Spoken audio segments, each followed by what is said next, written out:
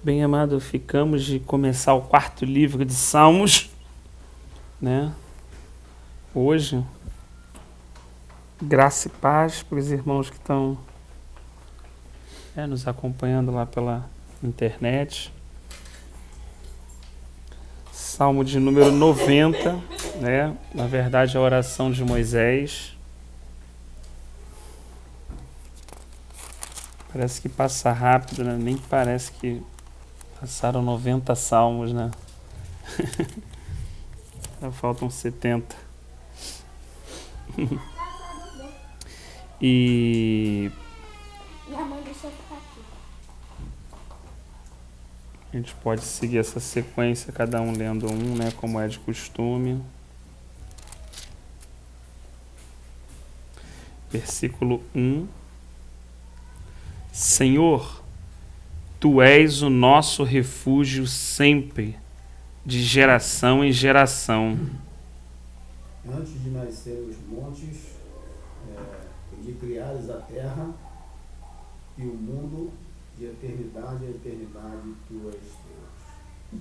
Tu reduzes o homem à destruição e dizes: volvei filhos dos homens. Pois 1000 anos aos teus olhos são como o dia de ontem que se foi, e como a vigília da noite. Tu acabas com a vida das pessoas. Eles não duram mais do que um sonho. São como a erva que brota de manhã. Germina e brota pela manhã, mas à tarde murcha e seca. Somos consumidos pela Tua ira e aterrorizados pelo Teu furor.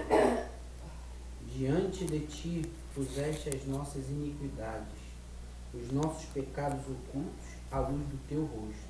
Pois todos os nossos dias se passam em tua ira. Acabam-se os nossos anos como um breve pensamento. Se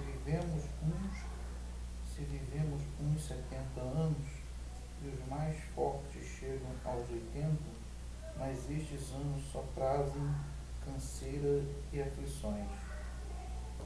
Quem conhece o poder da tua ira? Pois o teu furor é tão grande como o temor que te é devido. Ensina-nos a contar os nossos dias, para que o nosso coração alcance sabedoria. Volta-te para nós, Senhor. Até quando? E aplica-te para com os teus servos. Sacia-nos de manhã com a tua benignidade, para que cantemos do júbilo e nos alegremos todos os nossos dias. Dai-nos agora muita felicidade, assim como nos deste muita tristeza no passado, naqueles anos em que tivemos aflições. 16, né? Sejam manifestos os teus feitos aos teus servos e aos filhos dele o teu esplendor. Esteja sobre nós a bondade do nosso Deus soberano. Consolida para nós a obra de nossas mãos. Consolida a obra de nossas mãos. Amém. Bem, às vezes é interessante a gente pensar, né? A gente precisa contextualizar se o salmo é de origem mosaica, né? 90%. Foi Moisés que orou, a gente precisa tentar ler e lembrar, né? Da vida desse homem de Deus ali dos 80 aos 120 anos. Talvez os motivos pelos quais ele se sentiu impelido a orar dessa forma, né? Foi uma caminhada dura, né? Assim, de 40 anos. Acho que a terceira fase da vida dele ele não teria ideia que tinha uma missão assim do Senhor, né? E ele buscou ser fiel ao Senhor, à causa de Deus, a visão que Deus havia dado a ele, né? E passou muitas circunstâncias difíceis, né? Atravessou muitas rebeliões, muitas situações do povo, né, quase chegar a ser dizimado, interceder, né, e que grande parte dos problemas desses 40 anos, na verdade, não foram dos inimigos, né? A gente percebe que no livro de Juízes, né, e no livro, assim, primeiro livro de Samuel, segundo livro de Samuel, primeiro livro de Reis, grande parte dos embates, às vezes quem lê rapidamente, passa a ser, não, porque os amalequitas invadiram, porque os midianitas invadiram, então, né, aí está sempre levantando alguém, né, o filisteu está sempre levantando o Sansão, o Baraque, né, a Débora, o Gideão. Então, parece, lendo rapidamente, que o maior embate realmente é o inimigo. O grande problema, né, é a assolação do inimigo em torno de Israel. Mas na terceira fase da vida de Moisés, né, da saída do Egito, ali da passagem do Mar Vermelho até o Rio Jordão, a gente tem 40 anos onde 99,9% dos problemas foi de origem do próprio povo. Vamos dizer que nunca teve uma guerrinha ali, Og e Bazã e aquela outra que Moisés estava junto, né, lá de Arão e do outro ajudador, que levantaram as mãos dele e tal, naquele embate ali, Josué pelejando durante aquele dia todo, né? Mas durante aqueles 40 anos, os maiores problemas foram realmente relativo ao próprio povo de Israel, né? E como isso, assim, como isso deve ser um peso, né? Deve ser acredito eu que deve ser um desgaste. Paulo fala isso assim, coloca essa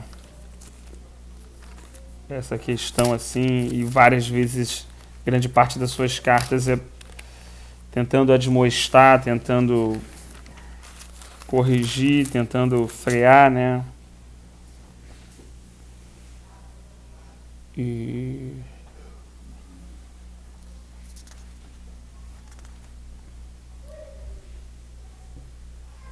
eu queria ler aquele texto, essa Bíblia é tão diferente que queria ler o texto de Tiago.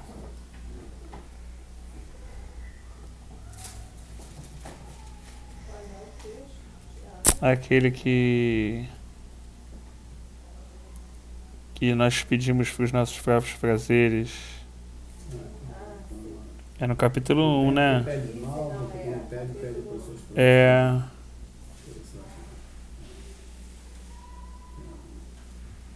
Achei que era o 1, mas passei o olho aqui no 1 e...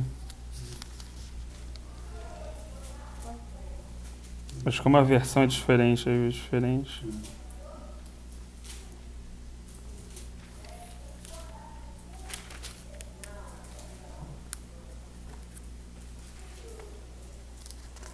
Acho que é o 1 mesmo, mas tá muito diferente. Acho que é um, sim.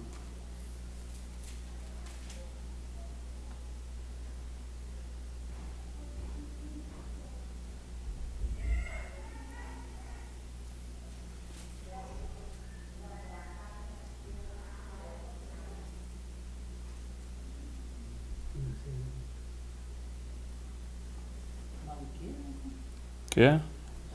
Tiago, lembra que fala assim, vós pedis, mas pedis mal, porque pedem para os seus próprios deleites. Quê?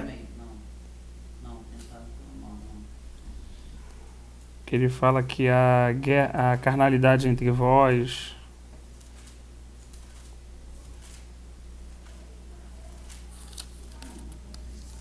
Será que eu fiz confusão?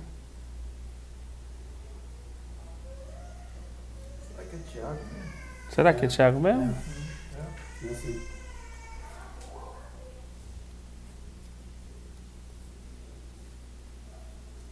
A outra Bíblia eu gravo pelos lugares que ficam...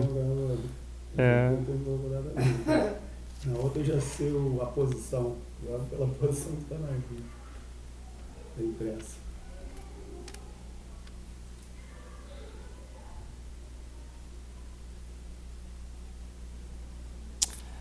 Eu acho que posso ter confundido. Talvez aqui, ó.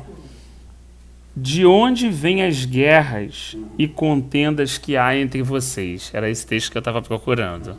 Porque Tiago está escrevendo para os irmãos que se reúnem, né? Ali da circuncisão, né? Então a gente não está falando de guerras externas, né? Com perseguição do ímpio, aquela coisa toda como muitas vezes é colocado, né? Ele coloca assim: de onde vêm as guerras e contendas que há entre vocês? Não vêm das paixões que guerreiam dentro de vocês? Vocês cobiçam coisas e não as têm. Matam e invejam, mas não conseguem obter o que desejam. Vocês vivem a lutar e a fazer guerras. Não têm porque não pedem. Quando pedem, não recebem, pois pedem por motivos errados para gastar em seus prazeres. Então, olha que interessante, né? A pessoa que guerreia, né, é porque está em guerra interior, né? A pessoa que está guerreando o tempo todo com os irmãos é porque ela está em guerra interiormente mesmo, né? Então, grande parte dessa, à luz desse contexto lá dos últimos 40 anos de Moisés, você imagina quase 2 milhões de pessoas em guerra consigo mesmo e guerra entre eles, né? E Corá, e a terra abre, e aquilo, e rebelião, e a vara de Arão, e a própria irmã, né? E todas aquelas outras questões, o bezerro de ouro e tudo. Então, assim, como talvez, né? Talvez não, né? Sustentando assim por essa reflexão, sustentado por essa reflexão, a gente pode entender que certamente o povo de Deus dá muito mais trabalho para Deus do que o ímpio, né? Assim, o trabalho mesmo, né, é o povo de Deus que dá para Deus, né?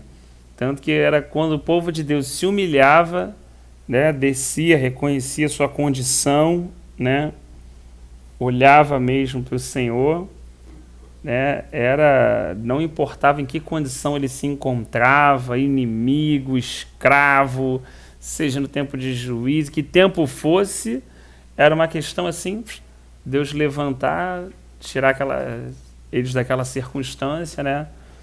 E tentar amadurecer eles ali, tratar eles no sentido desse amadurecimento, né? Então, assim, hoje, como é importante essa guerra cessar dentro de nós antes que ela cesse entre os irmãos, né? Às vezes a gente fala assim, pô, mas o irmão tá brigando com o outro, tem isso, tem aquela coisa toda que a gente, né? E eu acho que o início disso começa quando cada um individualmente, né, começa a se colocar diante do Senhor numa condição realmente de limitação, de humilhação e pedir que o Senhor decida essa guerra dentro dele mesmo, né? Senhor, decida essa guerra dentro de mim, né? No que eu acho, no que eu penso, no que eu imagino, para que uma vez essa guerra cessada dentro de mim, ela possa também cessar entre os irmãos, né? Então imagina o desgaste que isso deve ter trazido, né, para o lado normal, para o lado humano de Moisés, né? Mesmo sendo uma pessoa que tinha uma profunda comunhão com Deus, né, e que ouvia a voz de Deus e que se posicionava pelo Senhor, né? Isso não exime a pessoa do sofrimento, do desgaste, como Paulo fala, que tinha dores, né, de parto pelas igrejas, né?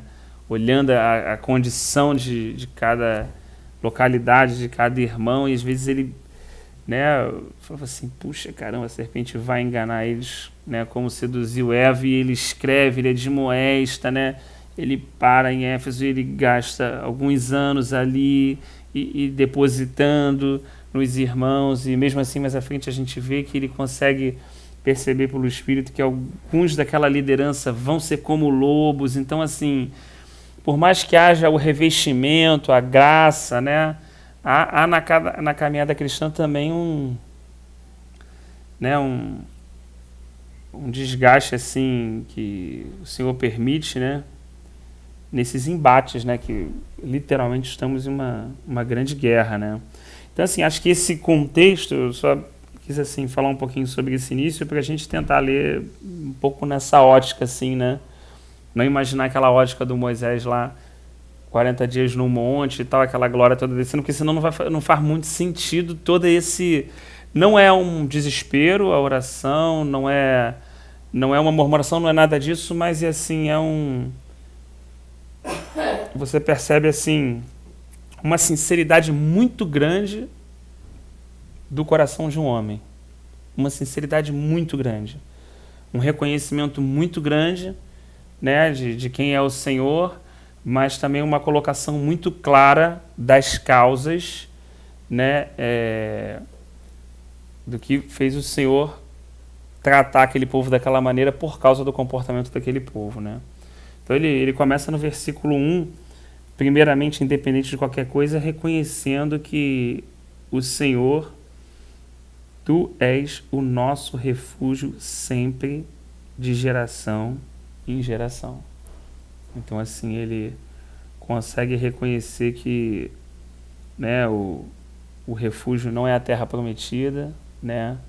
O refúgio não seria a futura Jerusalém consolidada, né?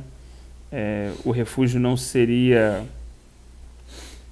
se afastar ao máximo de Faraó e estar no deserto. O refúgio não era um lugar, né? O refúgio não era uma estratégia humana, né? Ele consegue reconhecer que realmente o refúgio era o próprio Senhor, né? Ou seja, estar no Senhor é uma condição de própria segurança mesmo, né? A gente estudou um tempo, acho que é bastante tempo já, né? Já passou até alguns anos, a respeito da cidade refúgio, né?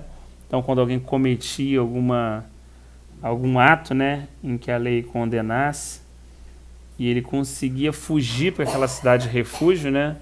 Então, a pessoa que havia sido ofendida, né, não podia buscar o ofensor e exercer justiça sobre ele, a não ser que encontrasse ele fora da cidade refúgio, né? O que assim mostra para a gente claramente a condição da nova aliança, né? Essa cidade de refúgio apontando para o próprio Cristo, para uma pessoa, não para um local. Olha, sua condição de segurança está aqui, ó. Eu sou um ofensor, sou um pecador, mas se eu estiver em Cristo,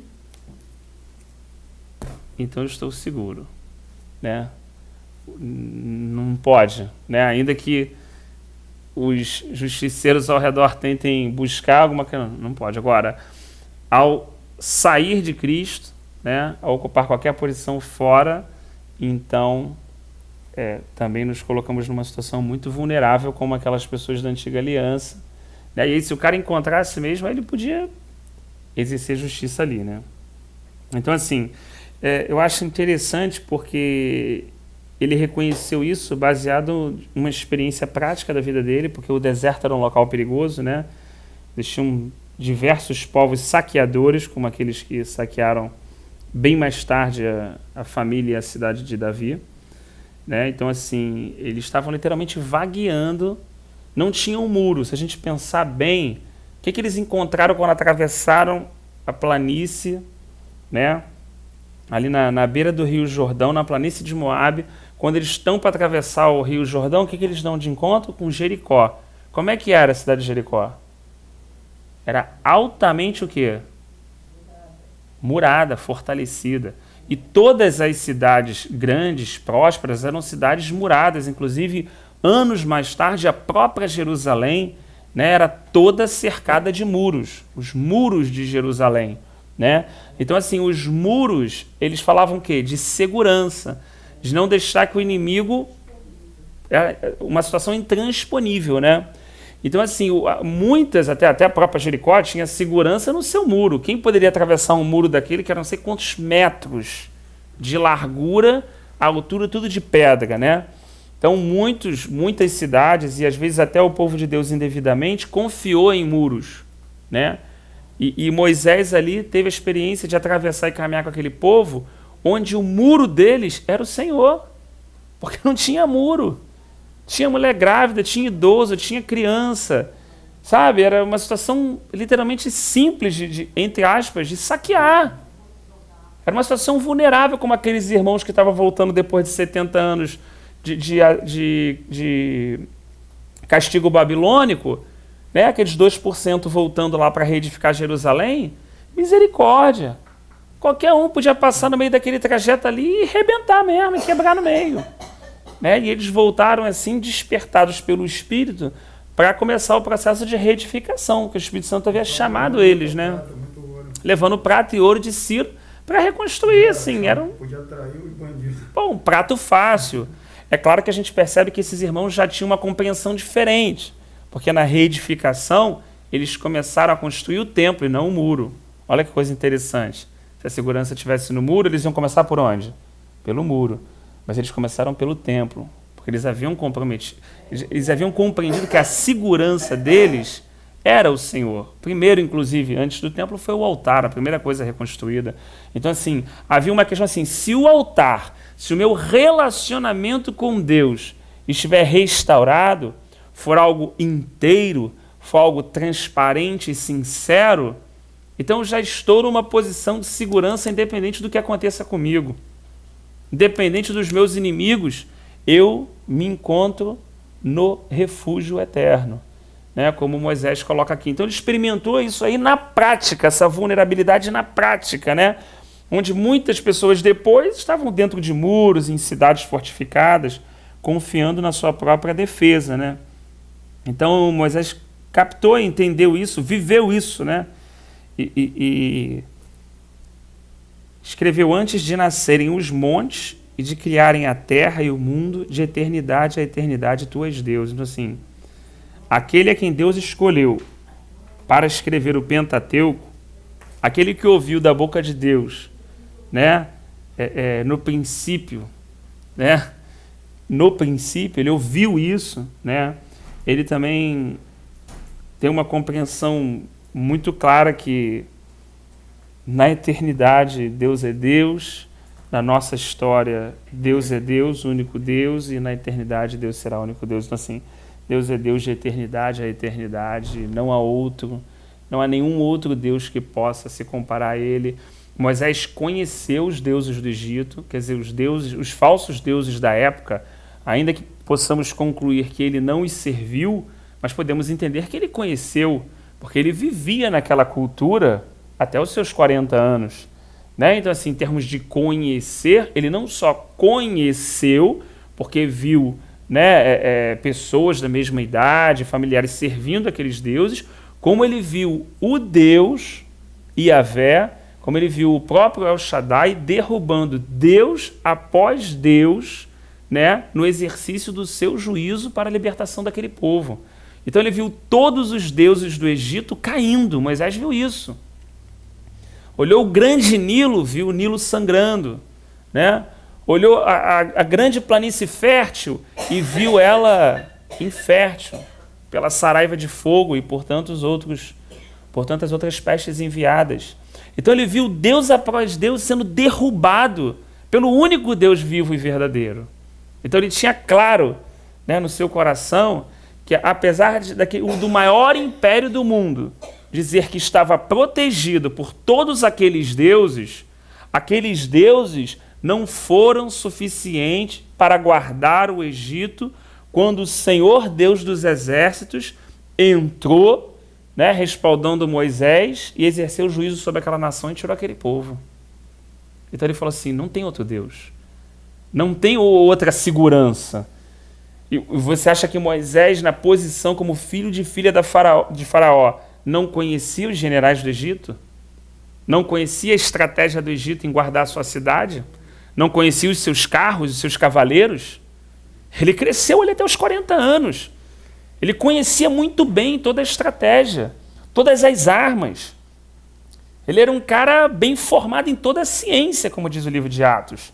Ele tinha todo o conhecimento e ele viu que nenhuma desse poderio militar, nenhuma estratégia, nenhum general, nenhum império pôde deter aquele Deus que havia chamado ele no meio da sarça ardente. Você vê, só ele é Deus de eternidade a eternidade, não há outro. Então, para quem está de fora, acha esse cara um louco, um cara com um cajadinho na mão e falando uma letra dessa, né? E nego lá, meu, pô, tu esqueceu como é que é aqui, parceiro? Aqui, ó, o cara tá lá, meu irmão, já tem os espias, já tem não sei o quê, já tem general, já tem comando, já tem isso, já tem, ó, fulano a pé, tem arqueiro, tem não sei o que é isso, parceiro? Tu passou dali, já era. E Moisés viu tudo isso caindo por terra. Teve uma experiência prática na sua vida e isso foi construindo aquela confiança da caminhada cristã dentro dele, de que realmente não há um outro caminho, não há um outro Deus, não há uma outra perspectiva, não há um atalho, não há um jeito, não há uma forma. Só o Senhor é Deus e não há outro além de ti. Isso foi consolidou, o Senhor ganhou isso no coração dele. O Senhor ganhou isso no coração dele. Ele até tentou, aos seus 40 anos, fazer dessa forma, né? Olha que interessante para a gente dar pelo menos esse contexto assim de plano de fundo. O cheio do Espírito Santo, Estevão disse o seguinte, ó. Ele disse... Olha, depois eu vi família no Egito, então, vamos lá. Hoje está difícil da gente achar os versículozinhos, né? Olha aqui, ó. Ele disse... Ah, sim, não, já achei, é só o versículo. Aqui, ó, acho que é aqui, ó. Tá aqui. Ao ver Moisés, né? Ao completar 40 anos, Moisés decidiu visitar seus irmãos israelitas. Ao ver um deles sendo maltratado por um egípcio, saiu em defesa do oprimido, olha só, e o vingou, matando o egípcio. Ele pensava que seus irmãos compreenderiam que Deus o estava usando para salvá-los, mas eles não o compreenderam. Muita gente às vezes não se atenta para esse versículo. Moisés, quando foi impelido para vingar aquele irmão dele hebreu, ele foi com a intenção de que os seus irmãos entenderiam que Deus havia chamado ele para esse propósito. Por mais que não esse chamamento ocorreu de fato, veridicamente por Deus lá, eu creio que Deus pôs dentro de Moisés, na sua própria história, essa inconformidade com o lugar que ele estava. Calma aí, eu fui tirado das águas. Pô, sou um milagre. Né? Minha mãe provavelmente me amamentou até os 4, 5 anos, que era o tempo de amamentação daquela época, né? E a filha de Faraó pagou, né? Miriam foi lá, interviu e pagou para que a própria mãe pudesse amamentar Moisés. Então, assim, ele conhecia a sua história, ele tinha uma raça, uma cor, por mais que tudo isso, mais que o Senhor tivesse infiltrado ele dentro do Egito, né? Mas ele tinha uma história dentro dele, né? Ele tinha algum propósito que o movia, a ponto dele... Por que a gente pode pensar que, ao completar 40 anos, Moisés decidiu visitar seus irmãos? Pô, senão ele não estava nem aí para nada, meu irmão. Que visitar meu irmão? Que eu estou aqui, já vou trabalhar mais para pegar meu carguinho de filho do faraó aqui, esses malucos que se explodam. Opa, então há uma compaixão. Há uma sintonia aqui, né? Mas você vê que mesmo a compaixão, a empatia, ela não é tudo. Ela faz, às vezes, a gente se mover fora da direção de Deus. Deus ainda tinha aqui um processo grande para trabalhar com Moisés. Ainda havia 40 anos aqui de esvaziamento lá em Midian, cuidando das ovelhas, até que pudesse receber o seu chamado e tivesse preparado, né, para poder definitivamente, debaixo, né, da direção do Senhor, poder ser esse instrumento para retirar o povo de Deus, né? Então, assim, tudo isso, eu creio que Moisés está escrevendo e essas experiências todas que ele teve, né, fazem parte do que ele está colocando no papel, não de que ele ouviu, mas de que o Senhor ganhou produto de relacionamento, né? Fazes os homens voltarem ao pó, dizendo, retornem ao pó, seres humanos, né? Eu lembrei daquele texto de Isaías 40. Pablo gosta muito desse texto, volta e meia ele cita esse texto aí, ó. Tu cita, tu vai lembrar, ó. Ele diz aqui, lembrei de você quando 40:17, ele diz assim, ó. Vou ler um pouquinho antes para dar a sensação de contexto. Na verdade, o 15, tá? As nações são como a gota que sobra do balde. Para ele, são como pó que resta na balança. Para ele, as ilhas não passam de um grão de areia. Agora 17. Diante dele, todas as nações são como nada. Para ele, são sem valor e menos do que nada. Então, assim, quando a gente atinge a compreensão que a gente não é nada, o Senhor ainda vem com uma compreensão seguinte: não, nada ainda é alguma coisa, você é menos que nada. Para dar aquela noção de realidade, né? Falar assim, tu é menos que nada. Eu te amo nessa condição, te alcancei, te resgatei, mas diante da minha realidade, diante da minha existência, da minha grandeza, do meu poder, né? Do meu propósito, você é menos que nada. E não está falando nem do indivíduo, não, está falando de uma nação. E imagina de um indivíduo, né? E Moisés, eu creio que experimentou um pouco disso no seu processo de amadurecimento com o Senhor naqueles 40 anos. Um homem que viveu naquela condição plena de dar ordens, dar comandos, né? Digamos assim, ter uma vida privilegiada nesse sentido humano que a gente está falando, e de repente agora ele é obrigado a fugir, né, diz Estevão, obrigado a fugir, e atravessa aquele deserto até Midian, onde ele vai conhecer Zípora, que vai ser sua futura esposa, vai ter um filho, né, Gerson, e tem o sogro dele lá, Jetro, e ele fica cuidando de ovelhas, separando briga de poço, gente chegando lá na confusão de poço. Não, calma aí. Você imagina o cara que decidia o destino do mundo. Agora está brigando com meia dúzia por causa de uma água do poço. Por causa de ovelha que bebe ou deixa de beber. E se a gente contextualizar isso agora fora, de não ler de maneira religiosa, né, a gente percebe que algumas pessoas assim, a nossa humanidade, né, se não houver a graça de Deus e tudo, a pessoa deprime, a pessoa perde o sentido, fala assim, caraca, que sentido minha vida tem? Estava lá, rapaz, eu mandava, desmandava e tudo, imagina, ele não tinha uma comunhão plena com o Senhor, ele saiu fugido naquela situação, né? Agora o cara está ali naquele contexto, está ali 40 anos e, sabe, todo dia aquela história, é a ovelhazinha, Zípora, é o filho brigando, separando negócio de criança e tal. Caralho, fala assim, caraca, amigo, que sentido tem minha vida?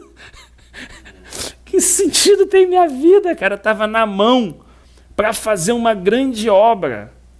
Caraca, então para que me tiraram da água? Parceiro, para que me jogaram? Você leu Atos ali, em Atos ele diz que Moisés era poderoso em ações e em palavras. Em palavras. Então assim, o que adiantou me tirarem da água? O que adiantou disso tudo? O que adiantou ter nascido lá dentro? Estou pensando nos questionamentos humanos de Moisés naquela fase da vida dele. Pô, o que adiantou tudo isso? Eu ter recebido tanto e agora eu estou aqui cuidando de ovelha para lá e para cá, com Jetro, e 40 anos se passam, eu estou fazendo 80 anos e parece que a vida não tem muito sentido. Claro, a gente está falando de um ponto de vista humano. Claro que a gente está totalmente aberto para estar totalmente errado em relação a isso aqui, não é? É apenas uma reflexão que nós fazemos olhando de fora a respeito de uma caminhada cristã, olhando de um lado humano, antes dele realmente ter um encontro mais claro com o Senhor, né? É claro que quando ele tem aquele encontro, a coisa muda bastante. E aí,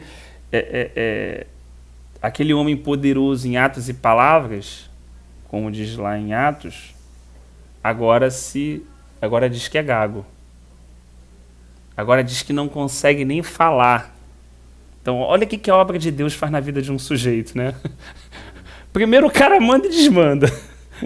Fala e diz e pode tudo e vinga e mata e tudo. Aí Deus pega o sujeito e leva para a escola. 40 anos de desertinho, espremendo, igual aquele estômago de camelo para tentar sair a água, né? No deserto, que não tem água, tu bebe a água do estômago do camelo mesmo, espremendo ali até sair a última gota, né? E aí quando ele chega agora diante de Deus, Como é que ele se sente ali diante da sarça ardente? Menos que um nada. Pô, sou gago, não dá para eu ir, isso aí não é para mim, eu não... Sabe? A autossuficiência, a confiança, não, isso mesmo, vamos lá, já vi, Deus mostrou, vamos lá fazer, para toda aquela força humana, aquela autossuficiência, né? Aquilo tudo foi sendo esvaziado nesse período de 40 anos, né? Foi destruído, foi desconstruído, né? Quer falar alguma coisa?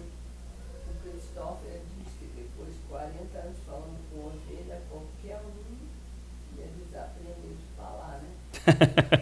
Porque não tinha o que falar, não tinha o que falar. É um local solitário, né? Mas eu acho que também, porque ele, né, acho que quando ele estava lá, ele pensava que bate, né, porque tu viu como o Amor falou, toda a palavra dele tinha um determinado respeito, né? Tinha um poder, né? E aí o Senhor leva ele para essa situação para ele ver realmente que não é uma obra pessoal de Moisés, né? Eu acho que foi uma escola para ele ver que era uma obra do próprio Deus que o Senhor estava, né?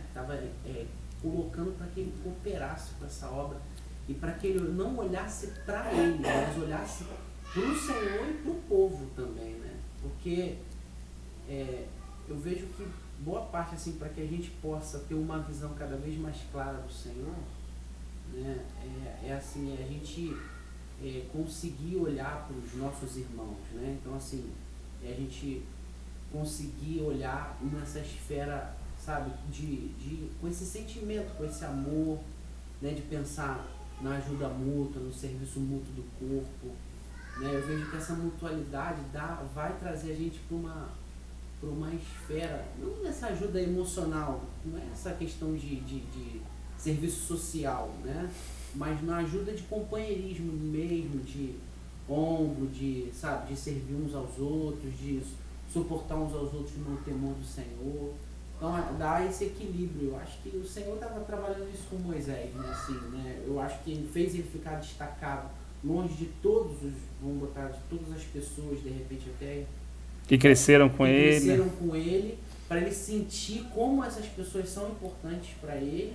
E com certeza quando ele volta de lá, ele volta com uma outra perspectiva, um outro ponto de vista, e aí ele passa a se entregar mais pelas pessoas, passa a se dar mais pelas pessoas, né?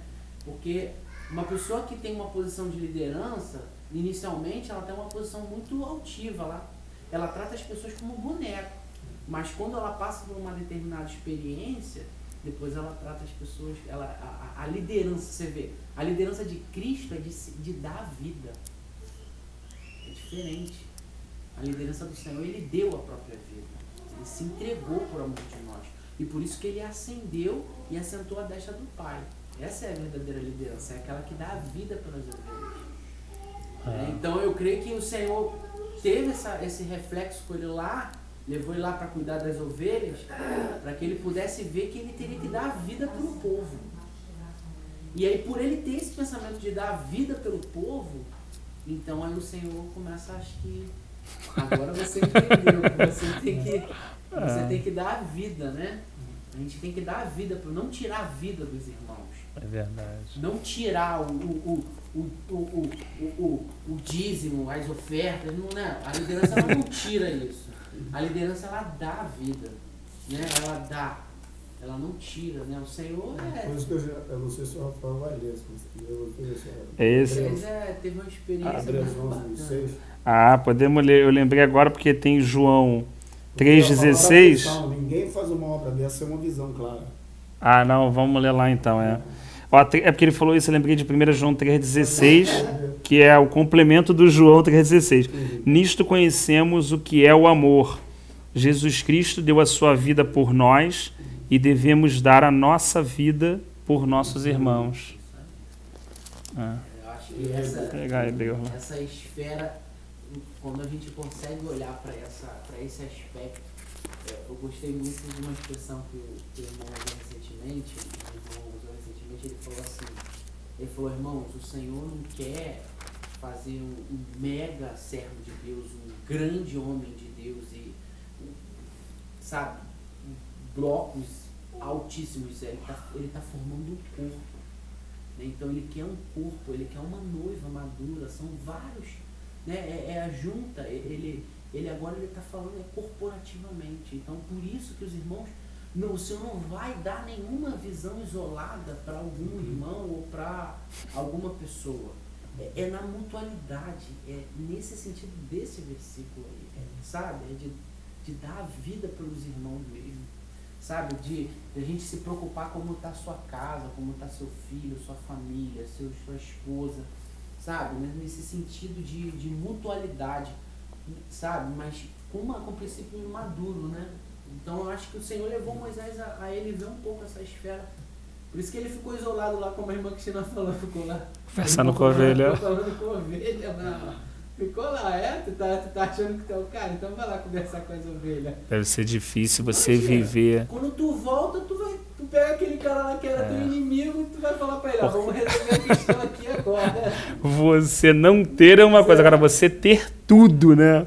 Que a gente não experimentou isso, aí eu não tenho essa noção, mas ter tudo.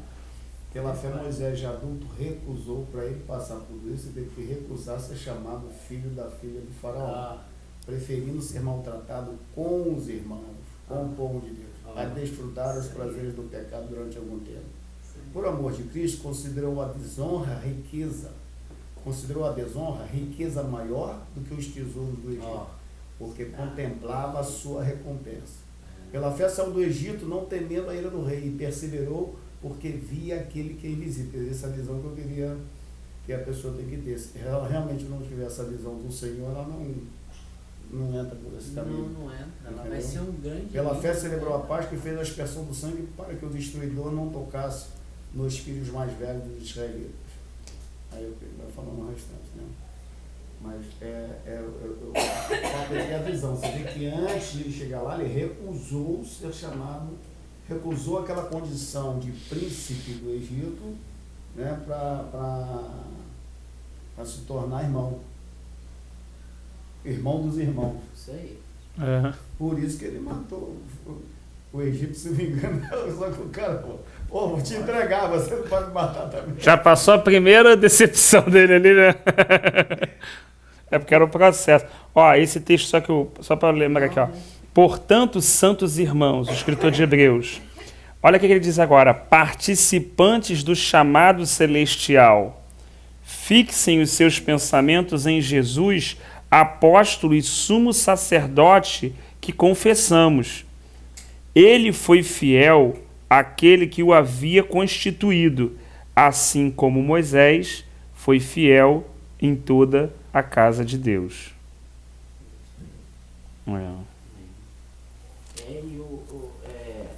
Tem um texto que fala que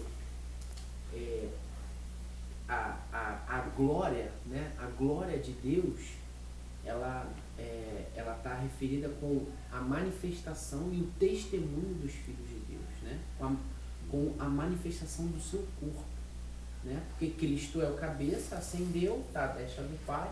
Então agora o Filho deixa o quê?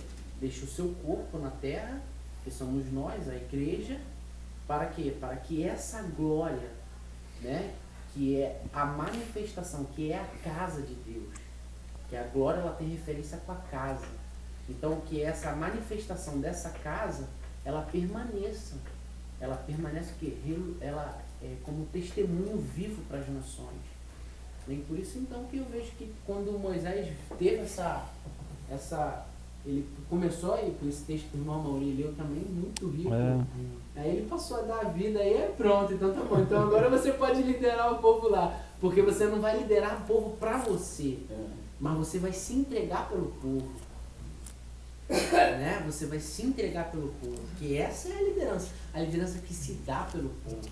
Porque para você ser um líder, ou ter uma posição de liderança entre os irmãos... Paulo disse que nós morremos porque para que outros tenham, nós choramos para que os outros possam. Isso aí. Essa é a posição de uma autoridade, de Deus.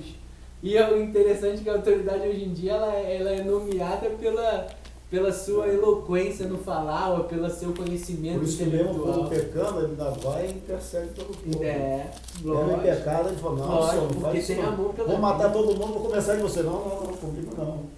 O Senhor pergunta para Pedro lá em João 20, né? 21, parece. Pedro, tu me amas? Ó. Então, ó. Bastante. Apacenta mesmo. Mas tu me amas mesmo? Então, apacenta. Vamos dizer, dá a vida pelas ovelhas. Tem que dar a vida.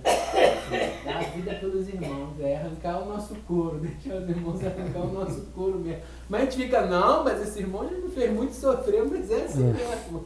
Não, mas aquele irmão ali, teu irmão fala que tem irmão abacaxi, né? Cheio de xingo. Esperta para todos os lados. Mas, rapaz, mas o que o senhor colocou é para o senhor fazer o quê? Tem que perder um pouco da lã, não é? Às vezes tá com muita lã. É igual a mania, uma mula que atravessava a cerca lá, deixava cada pedaço no arame farpado de pelo. Assim. Era irmão arame farpado, né? É, ué. Espeta todo. Tem que ser. Se passar por ele, fica todo Porque a espetado. gente fica com muita lã, embola o pelo e a gente tropeça na própria pelagem. Mas a rapaz. Bíblia não diz no livro do céu que Deus mata a ovelha gorda? A ovelha gorda tem muita lã, tem muita gordura. Não tem jeito, É. então. Ele tem que ser o padrão do céu. Mas é normal, né? Liderar aquele irmão que tem uma autoridade, que tem um dom no Senhor, ele vai se encher de Cristo. E à medida que ele vai se enchendo, ele vai ter que, irmão, Tem que dar. dar a vida, não tem jeito. Lembrei daquele texto de que Não Paulo existe escreveu vida cristã que, sem perda. Não tem como. que a nós apóstolos parece que nos colocou em último lugar como espetáculo, Isso aí. né, para o mundo. Para o mundo. Isso aí. Só É duro esse discurso, né? Duro. Como diz a dura esse discurso. Essa liderança aí ninguém quer. A pessoa quer ver o irmão lá na frente às vezes. A gente vê quantos irmãos, né, servindo com a palavra, mas não sabe o que o irmão passa, né? Isso aqui é só a honra de ter a visão celestial, né? Mas vai ver lá como é que é o negócio lá por detrás. Aí, ó, eu separei esse versículo que acho que lembra um pouco também disso que a gente está falando. Diz assim: Não vai ter fugido. não, fugiu não, tá dentro do contexto, ó. Como um pai tem compaixão de seus filhos, assim o Senhor tem compaixão dos que o temem, pois ele sabe do que somos formados. Lembra-se de que somos pó. Algumas versões dizem que ele sabe que a nossa estrutura é pó. Às vezes a gente não sabe, né? A gente acha que carrega o mundo. Mas o Senhor sabe que nós somos pó, né? O processo dele mostrar que a gente é o pó que é difícil. Ele já sabe. Então, acho que mostrar que é o pó, esse processo de Moisés tem um pouco a ver com isso, né? E ele agora, ele mesmo está escrevendo isso, né? Está reconhecendo isso, né? Como é que pode um homem poderoso em obras e palavras, um homem, como o Pablo falou, que assim, a gente fala uma coisa, assim, pô, né? A pessoa para pensar, você já caramba e tal. Cara, imagina um cara que dá uma ordem, aquilo vai descendo em cadeia até o menor ser cumprido. Era a posição dele, entendeu? Imagina esse cara agora falando que é pó. Imagina o processo que ele atravessou para poder reconhecer essa situação. Então, ele, de fato, 1000 anos para ti são como o dia de ontem que passou, como as horas da noite. Né? Eu fico pensando assim, né? Esses 40 anos na vida dele, assim, a pessoa aprender a esperar, né? A pessoa aprender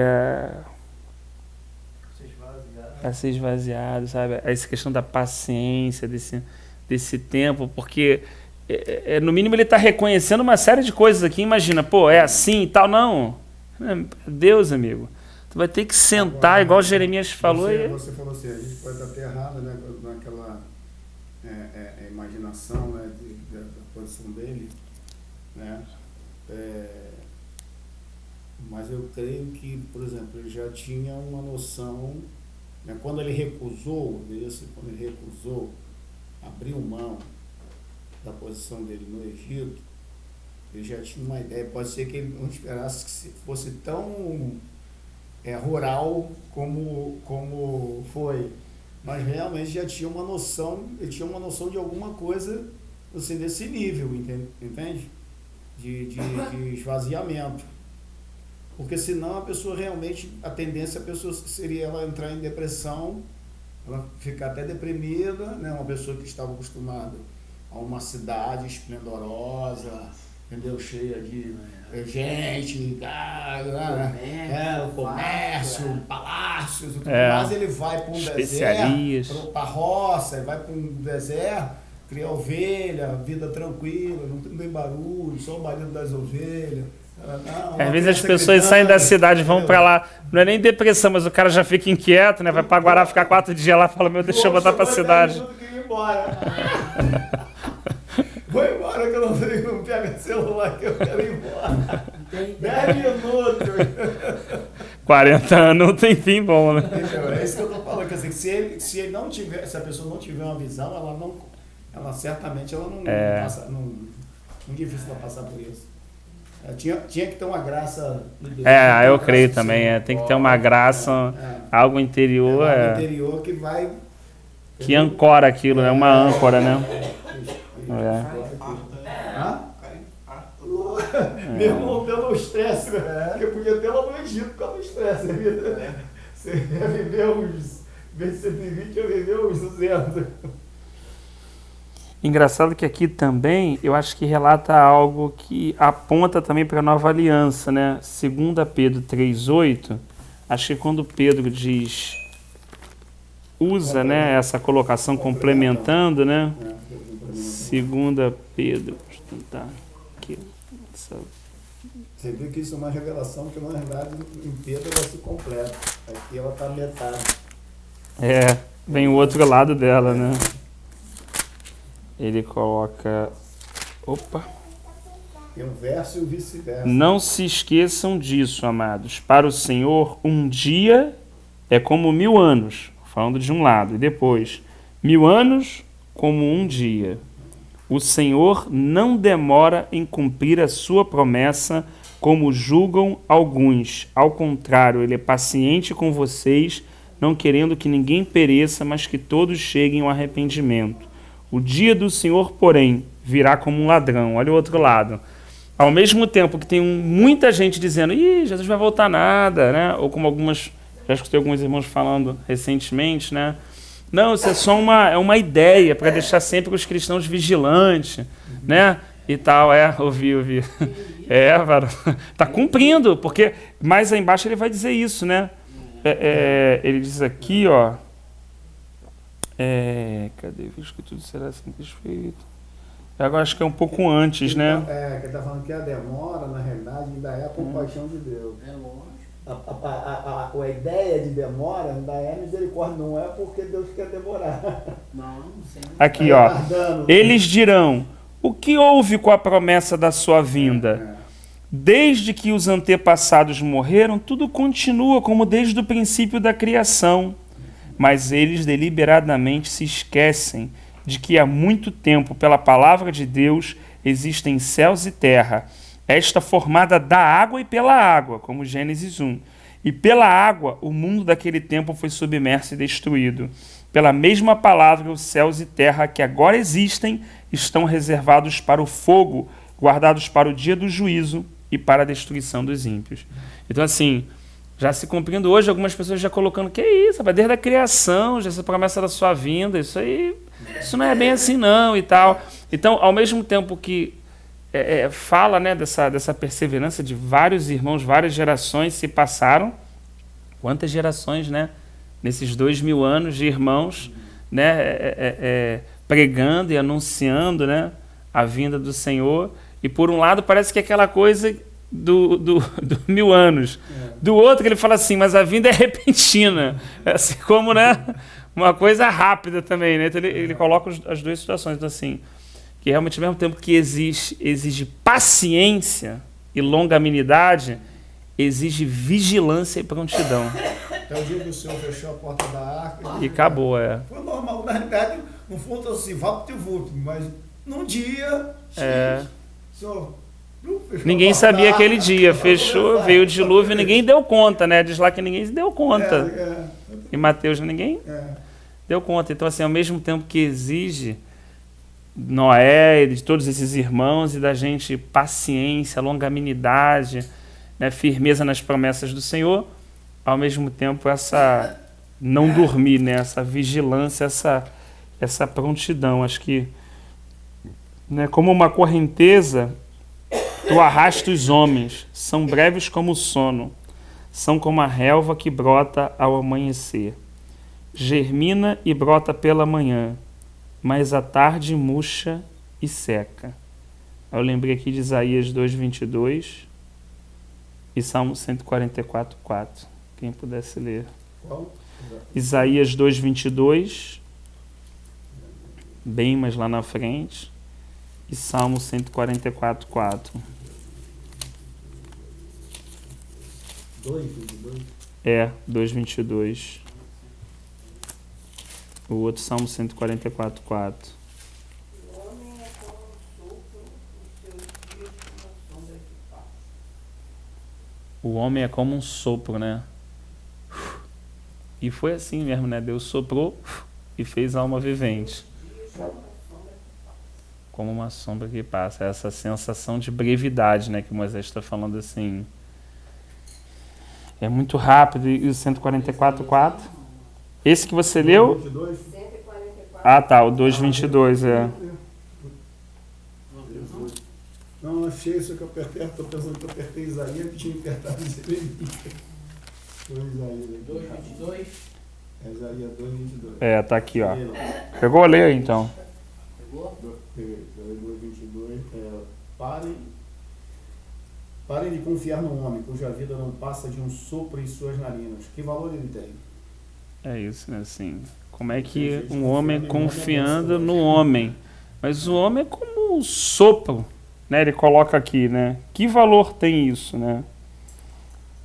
E hoje realmente é o que foi colocado, né? Muitas pessoas se apoiam em homens, né? Tá lá nos Estados Unidos, aí acho que tá um vídeo rodando o negócio do chip, né?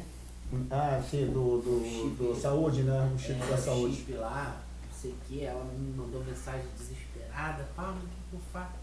Não sei o que, eu falei, pera, esteja orando, esteja diante do Senhor, para que o Senhor te guarde, né, das coisas que estão por vir, porque a palavra está cheia e recheada. Eu não posso dizer para você o que é, o que não é, porque só o Senhor vai poder te falar o que você deve e o que você não deve fazer. Eu trouxe responsabilidade para ela, não é minha responsabilidade, assim, lógico, eu falei com ela, eu falei, se você vê que isso é para te controlar, você percebe que tem uma coisa para te manipular em uma determinada situação, aí você recusa, né? Vai recusando até quando você der. Agora, você precisa estar buscando o Senhor para que o Senhor te dê clareza. Porque todas essas coisas, esses acontecimentos que vêm, são para que a gente fique atento que a palavra está se cumprindo e que está acontecendo as coisas. Então, agora, são vários, é uma somatória de vários acontecimentos que você vai somar tudo e que vai realmente evidenciar o que é e o que não é. Então, não vamos se mover também em desespero pelas circunstâncias. O que você precisa para você estar sendo guardado, né, o que nós precisamos, a gente está diante do Senhor, né? Senão a gente vai ficar, tem irmãos que estão preocupados em fazer isso. Não condenam, outros estão, não, então não vou acabar com a conta bancária. Outros, não condeno, cada um faz aquilo que acha que deve fazer, mas Porque a pessoa depende de uma visão mais clara, tá? Porque um irmão falou, uma irmã também falando com esse irmão, perguntou para os Estados Unidos, ficou apavorado, que tinha que vir embora, fazer o quê? Porque na realidade é um processo, aí as pessoas fazem muita confusão, já adianta. Se bem que dentro desse processo você já está entrando também, tem que ver isso, que a pessoa tem que julgar isso. Ou seja, o processo primeiro é a saúde, aí para poder fazer o plano de saúde americano, que é a base do Obama, do governo do Obama.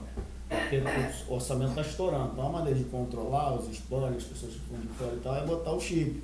Você tem controle sobre a vida da pessoa. Para controlar Depois é uma coisa invasiva, quer dizer, você tem que enfiar um troço na tua pele. Já tem que andar com um bagulho dentro do corpo. Já é uma coisa meio invasiva. Entendeu? Quer dizer, não é o definitivo. Claro, as pessoas ficam apavoradas porque pensam que não é um definitivo. O definitivo tu não vai comprar nem vender. Mas é um processo que vai para a saúde, depois para outra coisa, depois para outra coisa, depois para o carro, depois para isso, depois para o rolo, depois não sei o quê. Até que, olha só, então agora ninguém compra nem vende sem CPF, ou seja, sem o... Identificação, né? Mas aí, quer dizer, é uma coisa que é bebezinho e vai chegar adulto no anticristo, mas ele tem que nascer antes. Está nascendo bebezinho, vai caminhar, vai crescer, vai expandir, vai se tornar mundial, né? Aquele negócio todo, junto com outras coisas. Mas já é uma coisa invasiva e já é uma coisa para controle mesmo. É isso que eu falei para ela. Até os ímpios estão chiando. Porque eles não querem ter a vida deles vasculhada. O cara vai fazer uma coisa de errado, ele é pego. Porque o que acontece, mamãe? O que adianta a pessoa, por uma palavra sua, ela deixar de fazer ou não fazer, se ela não tem a compreensão e a revelação? É verdade, corretíssimo. Isso vai ser uma incoerência. Corretíssimo. Isso vai ser uma incoerência, porque é como se você falar para a pessoa tá lá, e você fala assim, ó, você vai ter que sair, mas chega aqui fora, ela tá querendo ficar lá dentro. E aí? Ela quer ficar, ela vai brigar ainda contigo. Então, calma aí. A pessoa tem que querer. Quem tem que decidir Quem tem que decidir individualmente. Mas tem que fazer, não tem que fazer, não. Só, isso aí é uma decisão sua, uma posição sua, pessoal, completamente sua. Precisa pesquisar na escritura, não tem nenhuma regra, assim, de fato. Verdade. É uma coisa totalmente pessoal, que você na hora vai ter sua decisão. Aí tu fala pra pessoa tirar, aí a pessoa tira. Não coloca, ou deixa de colocar, ou deixa de fazer. E aí a pessoa depois fala, pô, mas eu fiquei 20 anos sem fazer e eu queria ter feito. E aí? Não, é só precisar do médico, ela não vai ser atendida. Então, você tá entendendo? Então ela tem que pagar um preço, ela tem que tomar porque ela sabe que vai ter um preço para aquilo. Por isso que esse negócio da decisão de Moisés tem sentido, entendeu? Porque quando ele fez, ele já fez sabendo as consequências, com certeza. Por isso que está citado lá na Galeria da Fé, entendeu? Porque quando ele tomou essa posição, que ele se recusou a ser chamado filho do faraó, não é qualquer coisa. Então ele abriu mão de uma posição, de um status, entendeu? No mundo, não é nem, vamos dizer assim, que o Egito era o bambambam. Era coisa da época, era o governo da época, o império da época. Quer dizer, abriu mão daquilo sabendo que ele ia ter, que a recompensa seria outro tipo de recompensa. Por isso que diz que ele preferiu o sofrimento de Cristo, entendeu? Do que os tesouros do Egito. Então o cara trocou literalmente, mas foi pessoal dele. A escolha dele. E antes de Deus usá-lo, né? Deus está me usando, então eu posso trocar. Não, ele trocou antes de Deus usá-lo. Mas eu acho senão não tem validade também. Eu não sei se cabe, né? Mas a impressão que eu tenho, assim, é que ele tomou essa decisão puramente pela fé e consciente de que ele iria perder. Só não sei se como todo servo de Deus, é claro, né? Se na cabeça dele tinha um jeito daquilo acontecer. Porque todos nós somos humanos e a gente projeta um jeito, né? Pô, se o cara tem poder, ele pode usar aquele poder para... Ele não vai estar mais lá, ele já tomou a decisão dele, vai sair. Ó, perdi tudo, tô tomando minha decisão, né?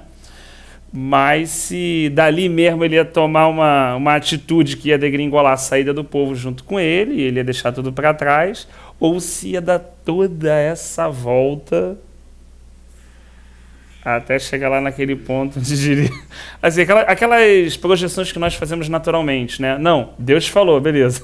Aí de Deus falar, eu criar uma expectativa de como vai ser e como a coisa vai se operacionalizar, é uma coisa difícil para o homem, né? O como de Deus, né? Como de Deus. Você vai assim, pô, já abri mão, é isso aí, mas como você fica naquela dispensação que... De espera, né? De você... Pô, mas achei que era assim, mas não é não. Tudo bem, vamos lá e tal. Achei que...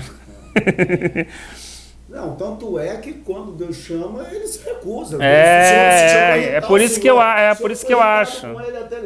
Que ao mesmo tempo, do outro lado, ele, pô, né? Não, se eu envia outro, deixa transparecer que... Ele se viu totalmente inapto. Inapto. Entendeu? Não era desse jeito que eu imaginei, né? Ele diz assim, somos consumidos pela tua ira e aterrorizados pelo teu furor.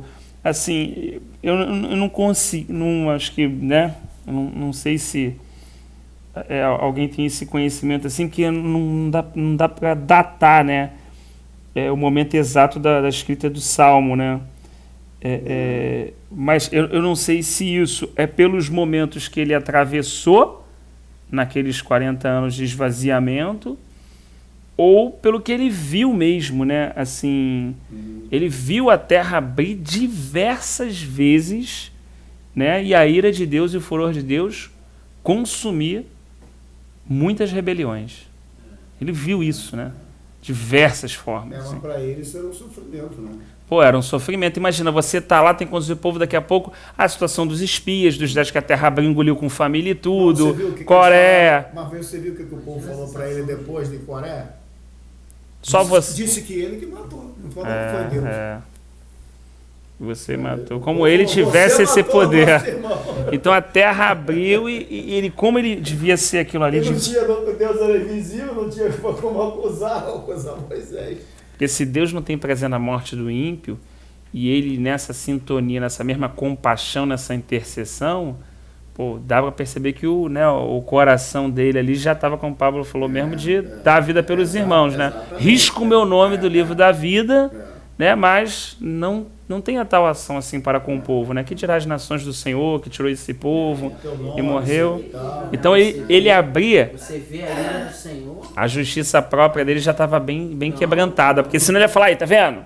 Aí mexeu comigo, aí Deus abriu agora, e como a gente vê hoje, mas assim, era uma situação diferente, pelo contrário, conduía ele, tanto que na questão das serpentes, ele falou logo com Arão, pegam o incensário, e eles saíram correndo no meio do povo, né, para poder assim, minimizar ao máximo, assim, a coisa, segurar a coisa ali mesmo, entendeu? Levanta a serpente logo, ó, quem olhar para a serpente está curado, entendeu? Então as situações assim, você vê assim que existia não só um desgaste em termos de conduzir, mas quando dava os negócios ruins, o desgaste em apagar a ira de Deus. Tem que apagar o fogo. Arão, tem que apagar esse fogo, Arão. Não pode. Você imagina. E era fogo literal, porque a gente, o senhor começou a queimar no arraial, do arraial, assim, Não, devia ser algo. No próprio Sinai, quando narra, né, diz que as pernas de Moisés tremiam igual um menino, né? Exatamente, que até um animal se tocar no limite, até o animal ia ser morto, que ele fala, né? Então assim, era uma glória fumegando sobre o Sinai, a ponto do povo falar assim, Moisés, vai lá que Deus fale contigo e tu fala com a gente, parceiro, eu não quero, porque foi um terror mesmo, uma coisa, então assim, ele viu a ira de Deus. E acredito pessoalmente, é uma questão muito pessoal, que Deus tenha revelado a sua ira, como diz ele mais aqui, para que o povo pudesse lhe dar o temor que é devido. Não com o propósito de afastar o povo dele, ou de revelar assim né, como algumas pessoas entendem, uma tirania, não, mas era necessário o Senhor revelar o seu juízo também daquela forma, para que o povo pudesse temer. Saber, né, como diz lá em Hebreus, né, que é um Deus amoroso, mas que é fogo consumidor. Porque a coisa ali era, cara, começava uma rebeliãozinha, daqui a pouco era, meu irmão, era 20 mil, era 30 mil que a terra engolia. Então, assim, a coisa era, né, todo mundo morando junto, 2 milhões de pessoas, entendeu? Outro dia, 23 mil. Então, assim, era uma situação muito, né, então, assim, Moisés foi preparado para esse momento, né? A gente sabe como o Pablo colocou, né, não existe hoje um Moisés, né, existe um corpo, né, e muitos irmãos aí estão sendo preparados, né, para poder ser coluna mesmo do Senhor, né, anciãos, pessoas preparadas para ter esse peso, porque imagina nesses últimos dias, se aconteceu isso, uma irmã liga pedindo ajuda, você imagina quando a coisa estiver muito mais apertada, como a igreja do Senhor vai precisar das colunas dos anciãos, porque, meu irmão, vai vir gente, quem estava ali na periferia da fé, como diz o irmão Rogério ali do lago, né? Quem estava naquela... que as pessoas começarem a vir, vão vir muitos irmãos baseados no desespero. No desespero, não na visão celestial, não, irmão. Aquilo que ele falou da decisão dela, da irmã dele, né? Na realidade, quando chegar próximo, vai ser pior porque você não vai comprar e vender. Então, como é que tu vai comer? Como é que você vai fazer? Vai se vestir, fazer as coisas. Então, vai ser tudo numa base, ou de câmbio negro, ou depender do Senhor ele pegar alguma pessoa e te ofertar, te dar, entendeu? Porque, na realidade, o preço vai ser muito alto. Mas em cidade é impossível viver, já começa por aí. Vai ter que ser como Moisés mesmo, vai ter que ir lá para o mato cuidar de ovelha. Na cidade, praticamente vai ser impossível. Vai ser aquela providência Vai do ser- Senhor, vai igual ser- aquele Vai ter que estar debaixo de uma nuvem mesmo. do Namuno. Entendeu? O maná, pô. Ações que a gente investiu. O maná. O Pablo aí, tocou aí na ferida aí. Não, mas eu tenho uma. Claro, ué. Mas e aí, meu irmão? O senhor está preparando os A junta de estratégia boa. dele, ó. Conhece as nossas iniquidades, não escapam os nossos pecados secretos, à luz da tua presença. Né? Eu achei um versículo muito interessante que é Hebreus 4:13. Quem podia ler, por favor? Hebreus 4:13. Então, assim, Moisés sabe que até aqueles pecados mais secretos que ele coloca, né, aquelas coisas que são muito pessoais mesmo de cada um, né, diz que elas estão na luz da presença do Senhor, né? Nada em toda a criação está oculto aos olhos de Deus. Tudo está descoberto, exposto diante dos olhos daquele a quem havemos de prestar conta. Então, olha que interessante. Nada na criação, não é só o meu coração, não. Nada do que foi criado, né, pode estar em nenhum momento oculto, né, diante dos olhos daquele a quem iremos um dia ter que prestar contas. Se eu for do céu, ele está lá. Se eu descer no fundo do mar, onde eu Eu vou? lembrei de uma vez o irmão Billy compartilhando aqui, ele falou sobre essa questão do dia do Senhor, né? E aí ele disse que tem aquele texto lá de 1 João, que João fala que quando o Senhor se apresentasse para que ele não se envergonhasse da presença do Senhor. Porque a presença do Senhor, ela é algo que é uma verdade absoluta, né? Então tudo que tiver oculto, não tem como não ficar oculto. Não tem como. É aquela verdade absoluta, aquela coisa assim, que vai constranger todos, tudo e a todos. É como se assim, vamos supor, a gente tivesse feito uma fofoca aqui, alguém gravou o áudio, né? Depois chega e põe lá no... Botou um megafone lá em cima do Mas sem precisar assim. colocar. Só de chegar, aquilo já fica. Não vai aparecer, mas vai ficar explícito. É porque o texto diz assim, ó, quando, não precisa nem pisar na terra, quando ele se manifestar nos céus, estão esperando o sinal do Filho, as nações lamentarão, quer dizer, não precisa pregar. O cara já sabe o que vai acontecer. Já sabe o que vai acontecer. Caraca. Já vai lá. Diz assim que as nações se lamentarão. Não é o Na crente vida, ou o na crente vida. desviado. O cara que é ímpio, ele vai ter absoluta certeza do que vai acontecer. A presença dele é muito verdadeira. Todo joelho se dobrará, né? Exatamente. Toda língua Até o demônio confessará. vai ter que confessar. Até o inferno vai ter que se ajoelhar e Jesus Cristo é o confessar. Senhor.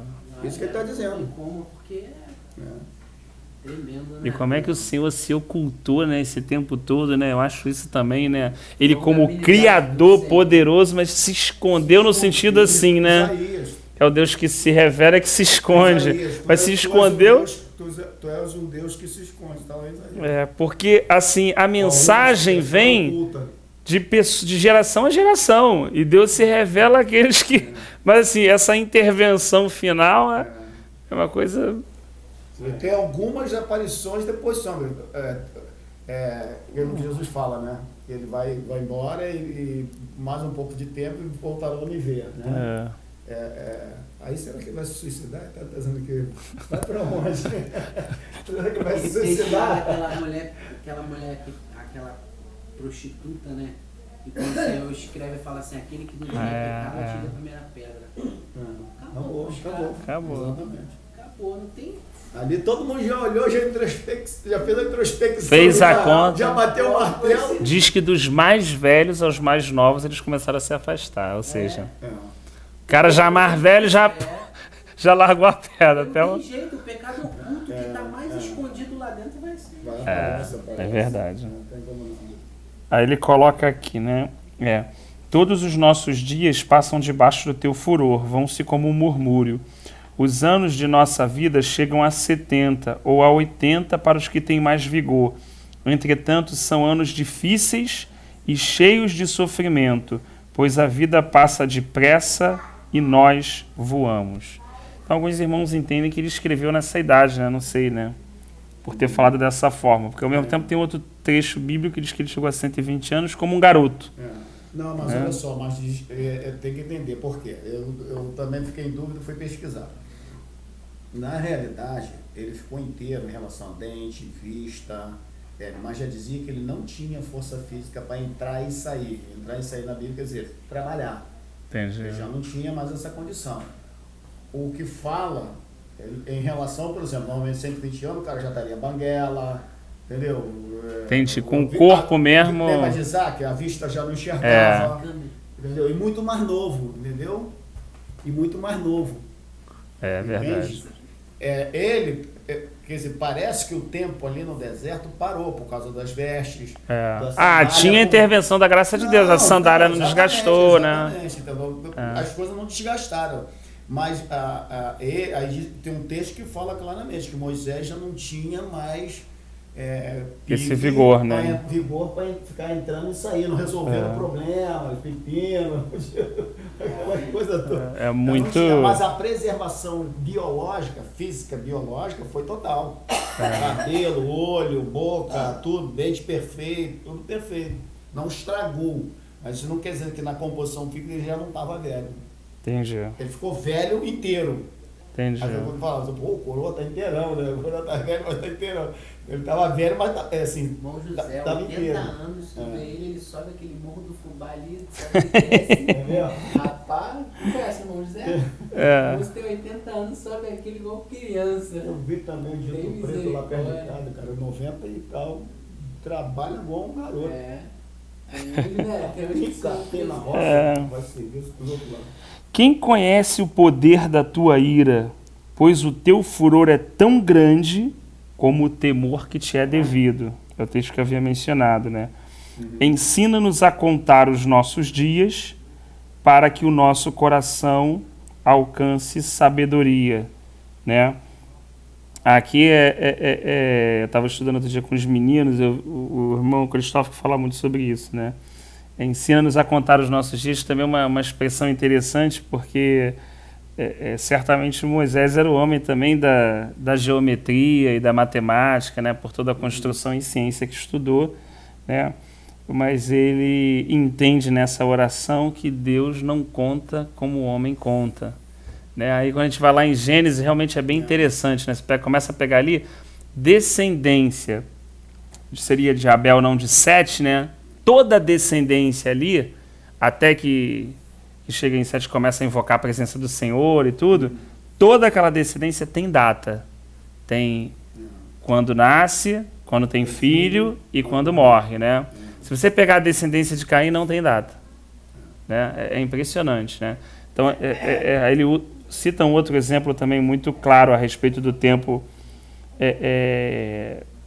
que o povo ficou, né, no livro de Juízes, e pega duas referências bíblicas sim, que as datas discordam, né, Paulo, 80 e 90, 81 de anos diferença, né? E se você tirar todas as vezes que Israel estava rebelde, o tempo bate certinho, mostrando que Deus conta o tempo que o povo está na presença dele. Não está na presença dele, ele não conta. Né? Então, assim, é bem interessante. Mas, assim, ensina a contar no sentido assim, ensina a entender que o tempo é válido quando eu ando na tua presença. Porque fora dela não conta nada. É como nada, é zero. Não é viver, né? Parou o cronômetro. Não é estar vivo, o cronômetro parou, Só está contando quando Eu vou apertar o cronômetro. eu estou em harmonia com o Criador, né? Quando eu estou em sintonia total com aquele que me criou, né? Volta-te, Senhor, até quando será assim? Tem compaixão dos teus servos. Acho bonita essa expressão que ele diz: satisfaze-nos pela manhã com o teu amor leal. Como fosse um café da manhã, né? Algo que realmente... E todos os nossos dias cantaremos felizes. Olha só que ele percebe que esse cantar feliz não é um conjunto de circunstâncias benéficas que ele recebeu, mas um mergulho do amor leal de Deus na vida dele, né? Dá-nos alegria pelo tempo que nos afligiste, pelos anos em que tanto sofremos.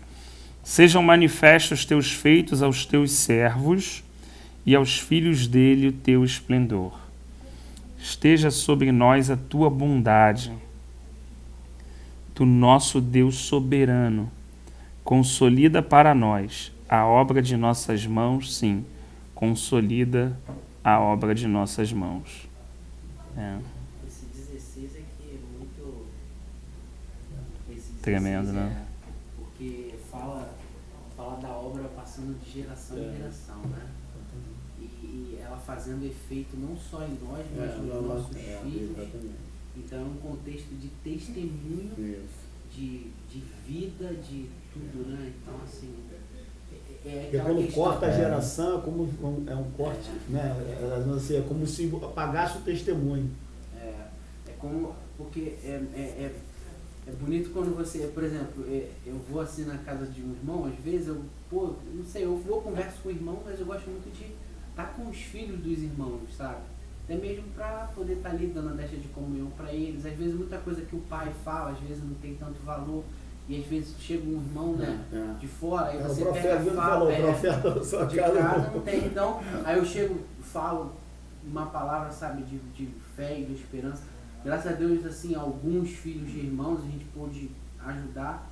E, poxa, isso vai também ser muito útil pro meu filho. Hoje, eu sendo pai, eu vejo como isso é importante, cara, de um irmão, sabe, chegar e falar uma palavra pro meu filho, por causa dessa salvação, dessa geração contínua, não só até a mim, mas aos meus filhos, os filhos dos meus filhos, né? Por isso desse corpo, né? Dessa mutualidade, para que haja essa salvação plena, não só minha, né? Mas da minha casa, dos meus filhos, né? Das nossas esposas. Quando Deus salva alguém, né? Ele deseja salvar a descendência total daquela pessoa, né? Por isso que é muito engraçado aquele ato da circuncisão realmente, né, que é o anel do prepúcio. Você vê que era um anel na carne do homem e a semente, o espermatozoide, passava por dentro dessa aliança, né? Já a descendência dele, fecundado, teria aliança também com o mesmo Deus, né?